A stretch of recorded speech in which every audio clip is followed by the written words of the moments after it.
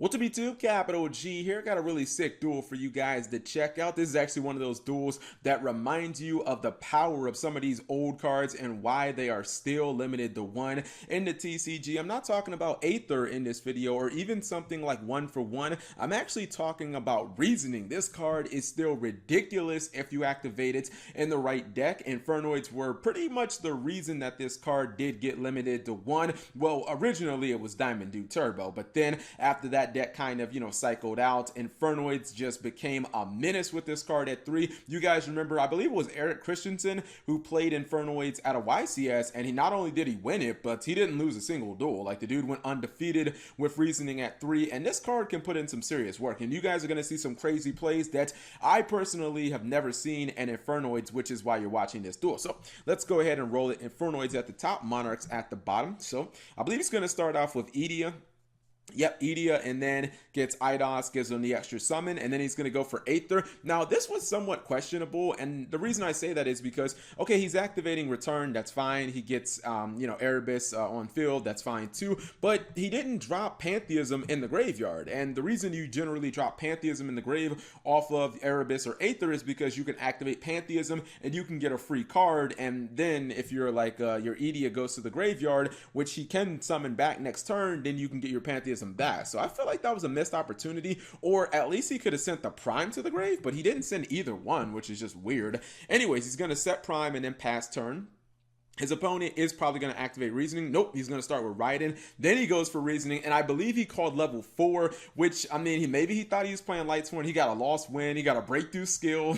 So many different Infernoid monsters. He ends up getting a Decatron, and he turns that, I believe, into a Harmonique. So this is currently a Harmonique. It has that effect. His opponent is, well, I think actually he's chaining. He's chaining Prime to the activation of Decatron. Decatron hasn't turned itself into Harmonique yet. It is going to momentarily. So it's going to draw. There's the Harmonique effect. He's going to summon Patrulia. That's going to go ahead and pop a back row. Then Harmonique's effect is going to activate by way of the Decatron. And this is really cool, right?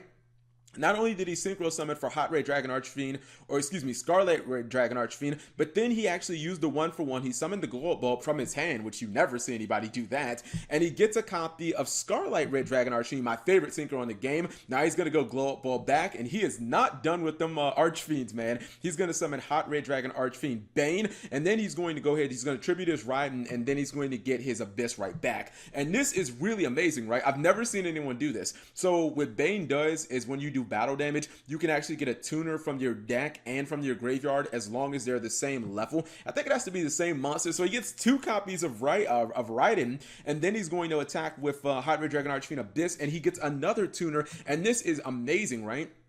Because what he did was he turned his Decatron that he just summoned back from his graveyard into a copy of Onoku. So now this guy has multiple negations on board. You guys know that this card negates, and this one can negate a spell or trap just by launching a monster to the graveyard. So he's set up looking like pretty good, and he has breakthrough skill in Lost Wind in the graveyard as well. Lost Wind, not going to do so much. His opponent doesn't have an extra deck. He tries to go Monarch Stormforth. That gets negated by the Onoku, or the Onoku's effect that's being copied by Decatron. I believe he's going to summon Vanity's Fiend.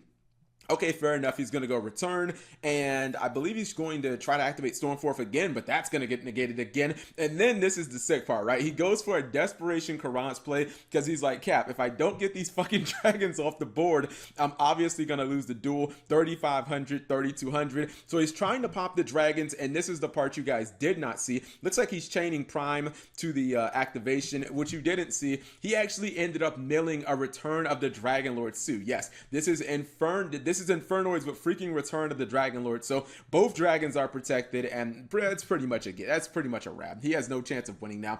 He ends up getting a Lost Wind, which in this matchup, not so good, but his opponent has no chance of being able to win, especially considering that he can still special summon, because all he had to do was just remove that breakthrough skill from the graveyard. He could easily turn off the Vanity's Fiend, or he could just turn it off with Hot Red Dragon Archfiend Abyss. But I think using breakthrough skill would make a little more sense, because there's a possibility that maybe he could have tried to activate some other card, like maybe he could have tried to activate Prime. I don't know if he has 2 more Monarch spells and traps in his grave, but I don't think that he was going to be able to deal with this board in particular. together, especially considering that he did have Onoku in the graveyard and he could have summoned it very easily. So just a nice little duel for you guys to check out with Infernoids. Don't usually see them summoning so many big synchro monsters, never multiples. Like usually I'm used to seeing them just summon Omega and that's pretty much it. Like you don't see the red dragon side of it, but I think it was pretty cool. Anyways, hopefully you guys enjoyed the short little duel. If you did, give the video a thumbs up. Thank you guys for watching. As always, subscribe if you have not already and turn on that notification bell for daily videos. So here's what the deck looks like on paper. I did want to just go ahead and show the deck really quickly.